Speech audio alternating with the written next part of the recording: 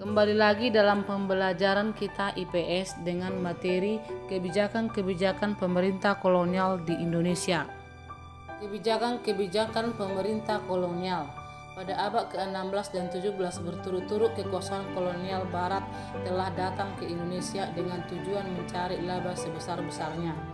Di mana-mana mereka melaksanakan monopoli di bidang perdagangan. Mereka juga menjalankan kebijakan-kebijakan ekonomi yang pada umumnya sangat merugikan rakyat Indonesia. Kebijakan-kebijakan itu terbagi dalam beberapa masa pemerintahan. 1. Masa pemerintahan POC 1602 sampai 1811. 2. Masa pemerintahan Inggris 1811 sampai 1816. Yang ketiga, masa pemerintahan kolonial Belanda Johannes van den Bosch. Masa pemerintahan VOC 1602 sampai 1811. 1. Sistem penyerahan wajib oleh VOC. Dengan hak-hak istimewa yang dimiliki oleh VOC, maka kongsi dagang yang sering disebut dengan company ini berkembang dengan cepat. Kedudukan Portugis mulai terdesak dan bendera company mulai berkibar. Company mengikat raja-raja kita dengan berbagai perjanjian yang merugikan. Makin lama company makin berubah menjadi ketakutan yang tidak hanya berdagang, tetapi ikut mengendalikan pemerintahan di Indonesia. Hak-hak istimewa VOC. Agar dapat melaksanakan tugasnya dengan leluasa, VOC diberi hak-hak istimewa oleh pemerintah Belanda. 1. Monopoli perdagangan. 2. Mencetak dan mengedarkan uang. 3. Mengangkat dan memberhentikan pegawai. 4. Mengadakan perjanjian dengan raja-raja. 5. Memiliki tentara untuk mempertahankan diri. 6. Mendirikan benteng. 7. Menyatakan perang dan damai. 8. Mengangkat dan menghentikan penguasa-penguasa setempat. 2. Sistem kerja wajib atau kerja rodi. Setelah lebih kurang 200 tahun berkuasa, akhirnya VOC atau company mengalami kemunduran dan kebangkrutan. Hal ini disebabkan oleh faktor internal dari dalam tubuh VOC itu sendiri maupun faktor eksternal dari luar yang menggerogoti keberadaan VOC. Faktor internal yang menyebabkan kemerosotan VOC. Banyaknya pegawai VOC yang melakukan korupsi. Sulitnya melakukan pengawasan terhadap daerah penguasaan VOC yang sangat luas. Faktor eksternal yang mengalami kemerosotan VOC. Meletusnya revolusi Prancis menyebabkan Belanda jatuh ke tangan Prancis di bawah pimpinan Napoleon Bonaparte. Reaksi penentangan oleh rakyat Indonesia terhadap VOC dalam bentuk peperangan yang banyak menyedot pembiayaan dan tenaga.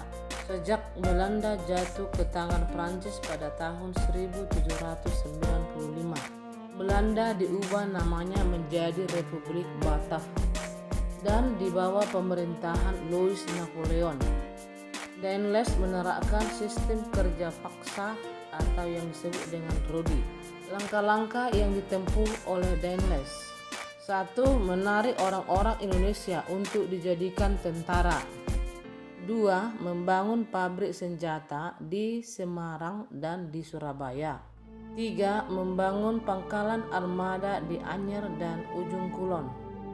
4. Membangun benteng-benteng.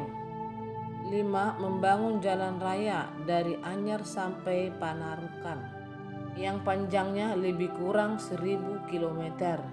Di samping kerja wajib untuk memperoleh dana guna menghadapi Inggris, Daendels melakukan beberapa cara antara lain sebagai berikut. Melaksanakan kontingental stelsel, yaitu pajak yang harus dibayar oleh rakyat dengan menyerahkan hasil bumi. Letakkan pervilinte parentik, yaitu kewajiban menjual hasil bumi hanya pada pemerintah Belanda dengan harga yang telah ditetapkan. Melaksanakan Priangerstelsel, yaitu kewajiban yang dibebankan kepada rakyat Priangan untuk menanam kopi. Menjual tanah-tanah negara kepada pihak swasta asing, seperti kepada Ham Tico, seorang pengusaha Cina. Pimpinan Daendels digantikan oleh Jase. Pemerintahan Jases mewarisi situasi keamanan dan ekonomi yang sangat buruk di bawah bayangan ancaman Inggris sewaktu-waktu.